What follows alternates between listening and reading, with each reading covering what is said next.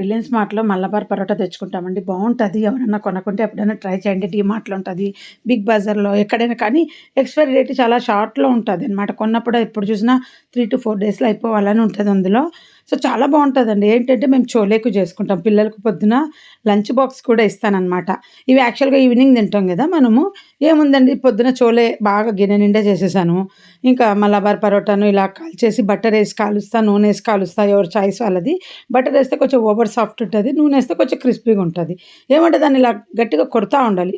తిప్పిన ప్రతిసారి. బాగా కాలినాక అప్పుడు నూనె వేయాలి. పొగ కొంచెం ఎక్కువ వస్తదనమాట. చోలే ఏసేసినాను. ఇంక పొద్దున అదే తిని చిన్నది అదే తీసుకెళ్ళింది. మా ఆయన గూడా బ్రేక్‌ఫాస్ట్‌కు అదే తినేసి అదే తీసుకెళ్ళి ఒక ప్యాకెట్‌లో 5 ఉంటాయండి. 2 ప్యాకెట్లు తెచ్చుకున్నాం. ఇంకా అందరికి సరిపోతాయి. 10 గదా! 10 పీసులు 2 కంటే ఎక్కువ తినలేము. అట్లా బావుంటదండి. టేస్టీగా ఉంటది. ఎవరన్నా తెచ్చుకోకుంటే చూడండి. ఇది బెంగుళూరులో ఉన్నప్పుడు మా పెద్ద పాప ఫ్రెండ్స్ కాలేజ్‌కి తెచ్చుకునేది. చెప్పేది అమ్మ పరోటాలు తెచ్చుకుంటారు. పరోటాలు ఎక్కడో తెలీదు అని.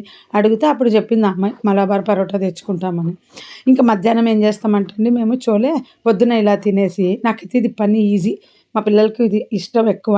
నాకు పని ఈజీ. ఎందుకంటే మధ్యాహ్నము అన్నం చేసేస్తే ఇంకా చోలే అన్నం తినేస్తారు దాంట్లోకే. అందరికి ఇష్టమే. అన్నం ఇక్కడోళ్ళు గూడా భలే కలవరిస్తారండి చోలే. వీళ్ళ ఫుడ్డే అయినా గానీ, ఇళ్ళల్లోనే కాబూలి చానాతో చేసుకుంటారు.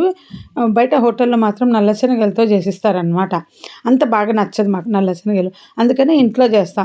చిన్నదానికి నేను చేసేదే నచ్చుతది హోటల్ కంటే గూడా. దీని నిండా చేసినానండి అసలు. పొద్దున తినేసి తీసుకెళ్ళినారు. మధ్యాహ్నం నేను పెద్ద పాప తిన్నాము. ఇంకా సాయంత్రం మళ్ళీ చిన్నదొచ్చినాక ఒక గరిటెమైన మిగిలితే అన్నంలో తినింది. బాస్మతి రైస్ చేసుకుంటే బావుంటది. మన రైస్‌లో అంత టేస్ట్ అనిపించదు నాకు. దీనికోసం స్పెషల్‌గా బాస్మతి రైస్ తీసుకుంటా. మన బియ్యం కంటే కూడా కాస్ట్‌లీ అనుకోండి.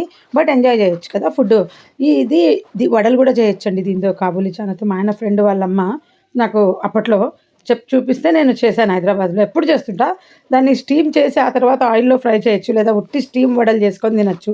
ఇంతకుముందు చూపించినవి బట్ ఇప్పుడు చెప్తున్నాను అంతే.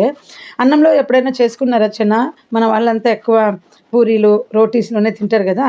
అన్నంలో గూడా చేసుకొని తినండి. చాలా టేస్ట్ వస్తది. అదే గ్రేవీ కర్రీ అయినా గానీ అన్నంలో సూపర్‌గుంటది. మా ఆయనైతే ఇంక లంచ్ బాక్స్ తీసుకెళ్ళలేదు.